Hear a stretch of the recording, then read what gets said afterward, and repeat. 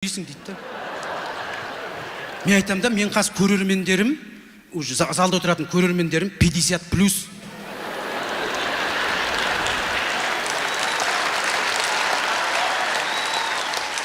Енді 50+ енді. Мен осыдан енді 23 жыл бұрын Астанаға келгенде, бұл кісілер өздері білесіздер, сол кезде сіздер 25-28-дегі жігіттер мен қыздар болдыңыздар. Қазір 50-ден асып 60-қа келіп, біріміз 70-ке, біріміз 80-ге, біріміз 90-ға, біріміз анжақта. Сіздермен алдарыңызда өсіп келе жатырмын, Аллаға шүкір. Мен жалпы негізі әркім әртүрлі айтып жатады.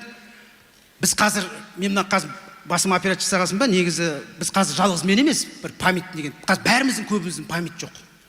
Бұрынғыдай емес. Бұрын үлкен кісілерге әңгімелесіп отырсаң, мына әжелер әлі күнге дейін памяттары жақсы ғой. Мына біздердің памятіміз жоқ болып баратыр. Өйткені информация көп қазір бізде. Телефонның ішінде жаңағы басқа жаңалықтар, тағы анау-мынау, телевизор, жұмыс, анау-мынау. Бізде информация басымыз толып қалған ба, білмеймін. Мына 50-60 жастағыларымыз бізде содан төмен қарай память бізде аз. Адамның атын да ұмытып қала береміз. Көшенің атын ұмытып қаламыз.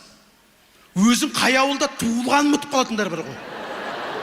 Үлкен кісілерден сұрашы, мына 60-тан асқан, 50-ден асқан, 55-тен асқан. Ол кісілер даже бар ғой, өзінің құрдасы, арада 30-40 жыл өтіп кетті ғой. Бәленшенің тойы қалай болды десең, погодасына дейін айтып береді ғой, сол күні қандай погода болған. Ой, жаңбыр жауып тұрды ғой, құрғыр, ойбай. Палаткіде болды той. Құдалардың алдында жаңбыр тамшылап, салатқа су тамып, ой, бәріміз жүгіріп, неміз қалмайды. Көрдіңіз бе? Бүкіл адамның атын айтып беретін үлкен кісілер әлі күнге дейін памяттары жақсы.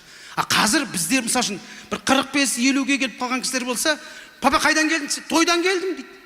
Кімнің тойы десең? Кім еді ана? Құрғыр кім еді? Ана кімнің құдасы ана? Ой, әке, құрғыр кім еді? Ой, ана кім бар ғой ана? Тілім ұшында тұрған қараш құрғырды. Бізде қазір мида емес, мидың бәрі тілдің ұшында. Қай көше айтшы енді болмаған десең? Ой, ана бір көше бар ғой, құрғыр ана бір. Памятник тұратын қай көше еді құрғырды. Соған қарсы тұрған. Қойшы әйтеуір бір тойға барып келдік әйтеуір. Баласының аты кім десең, бітті, ол жерде вообще таппайды оны. Жоқ, расымен біз қазір памятіміз азайып бара жатырмыз. Біз қазір, шыны керек, біз даже мен қазір сіздерден сұрайын да, осы Астанаға келіп жатсыздар ғой, осы Астанаға келгенде музейге барғандар бар ма? Вообще, жоқ, бұрын без, қазір осы жақын кезде. Мейлі астаналықтар болсын. Біз вообще қазір музейге бармайды екенбіз ғой. Бізге тарих қызық емес қазір акасы. Біз музейге бармаймыз. Мен жақында музейге барып келдім. Басыма операция жасағаннан кейін басын айта береді екен дейді, құрғыр өзі басыңа тигесін бе, бір аузыңнан кете береді екен өзі автоматически. Маған айтты, бір қоңыр салқын жақсы жерлерде жүріңіз, ыстық жерде жүрмеңіз деді. Сосын бір музейге барып келейін барып көрдім. Ішінде бар ғой, біздің қазекеңдер почти жоқ деуге болады. Бізді музейге айдап апарады ғой. Біз өздігімізден бармаймыз. Ішінде иностранцтар жүр. Біздің қазекеңдер жоқ, тек соның ішінде жұмыс істейтіндер ғана. Мен кіріп жүрдім, қызық болды енді маған бар ғой. Кіріп жүрдім, мынандай картиналар еді. Мына картинаны біздің қазақ түсінбейді. Біздің қазаққа тек 3 картина. Біреу аттар шауып батырған картина. Біреу жаң Құранның сүрелері. Сосын біреу өмірден өтіп кеткен папаң мен мамаңның суреті бітті. Қалған біз картинаға қызықпайды екенбіз ғой. Бізге даже туған күніңе біреу картина беріп тұрса, ішіңнен нервничать тұрасың ғой. Лучше ақшалай бере салмады ма деп. Өйткені үйде картина ілетін жер жоқ. Біздің картина қайда тұрады? Біздің картина шкафтың артына тығып жібересің. Диванның астына салып жібересің. Әйтеуір біреудің туған күніне барғанда әйтеуір тауып аласың соны шан-шан қылып. Бізде картина шапан секілді айналып жүре береді. Мына картинаны кім түсінеді ал бізде? Біз түсінбейміз. Түсінбейміз ғой. Иностранцтар осыны қалай қарайды деймін де. Кәдімдей таң қалып тұрып кәдім. Вау, көрсең фаулік сүйес. Good morning, wow, beautiful food. Біз картинаға қараған жоқпыз. Картинаға қарап тұрған иностранцтарға қарап тұрдық. Не түсініп жатыр деп, еще тағы картинаға қарап қоямыз ғой. Жоқ, шынымен. Аналар картинада бар ғой, асықпай жүреді. Каждый детальға, құмыра. Бізде құмыра, біз етеміз ғой. Сынып қалған құмыраны қойып қойған не істейміз де? Ай, бұл музей емес пе? Бәленбай ғасыр бойы табылған. Біз сонда айтамыз, мына бүтеп қоймай ма екен деп. Олар сол құмыраны қарап, сол құмыраны зерттеп, суретке түсіріп, біз қазақтың музей аралағанына риза болам бар ғой. Біз былай өтіп шығамыз ғой, бір супермаркетте бір йогурт іздеп жүрген адам құсап.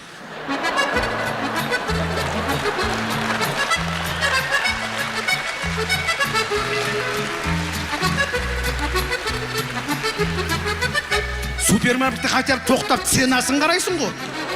Ол жақта вообще ештеңе қарамайсың, бүйтіп жүресің. Сосын ар жағында бір бөлме тұрады. Сол бөлмеге кірейін деп атсаң, ан жақтан бір қазақ шығып кетеді ғой. Содан сұрайсың, ан жақтан не бар десең, айтады, дым жоқ дейді. Бірге қайтарып кетесің. Даже қарауға болады, қарамайсың. Шығып кетесің. Үші біреу кіріп кетсе қалай айтсың? Нормально деп жаңа. Біз тарихқа қызықпайды екенбіз ғой қазір. Бізге история қызық емес.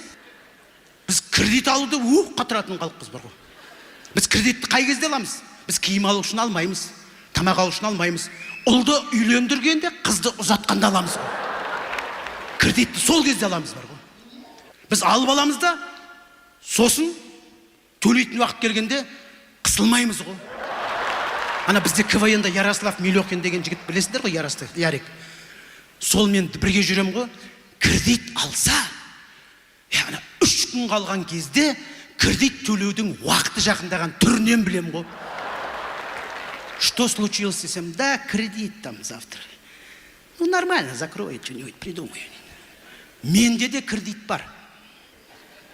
Маған 3 күн, как будто 3 ай бар секілді жүрем әлі. Біз спокойныймыз ғой. Біз жалпы кредит алып аламыз да, қысылмаймыз ғой. Үші түнде жатарда ойлап жатасың, та қай банктен алсам екен. Бір банк бізге аз, үші екінші банкті іздеп ойлап атамыз бар ғой. Үші банктен звондаса, не болды, құрсын төлейміз ғой. Сотқа беремсе, соттап жібер нағыл дейсің де маған. Уже банктың өзі звондауға қорқады уже бар ғой. Сондай халықпыз бар ғой. Кредиттің өзін қазір телефон арқылы спокойно алуға болады.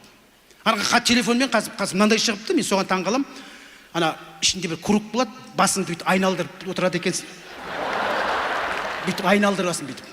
Поверните, бәріміз білеміз ғой, ол жасыратын ештеңесі жоқ қой. Еще сондайда, как будто сені ан жақтан біреу қарап тұрғандай, түріңді күшті қылып кәдімгі.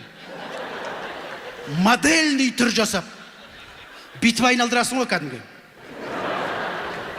Бүкіл басыңның астының, бүкіл мойныңның асты, анандай фото сенде өзіңде жоқ шығар құрсын бар ғой. Құлағыңның арты бәрін. Ең нервыма тиетіні мынандай жер ғой. Повторите дейді ғой. Туй деп қайтадан жаңағы. Кредит алу үшін бәрін жасайсың. Тоқтамайсың. Бүкіл басыңды айналдырып әйтеуір. Біз бар ғой, негіз кредит алу үшін біз бәрін жасаймыз.